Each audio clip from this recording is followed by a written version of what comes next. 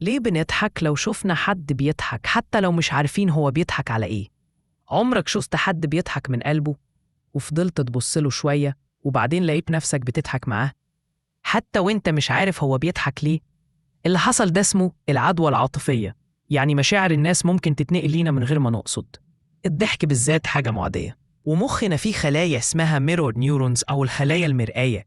دي بتخلي دماغك يقلد مشاعر اللي قدامك، يعني لما حد يضحك مخك بيترجم ده كأنك انت اللي مبسوط، فتضحك معاه تلقائي.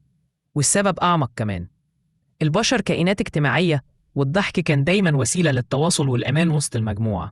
فلما تضحك مع الناس بتحس إنك منتمي ليهم حتى لو مش فاهم بيضحكوا على إيه. يعني ببساطة، الضحك مش بس رد فعل، ده لغة، وجسمك بيفهمها لوحده. لو كان الفيديو مفيد ليك اعمل لايك وما تنساش تشترك في القناة.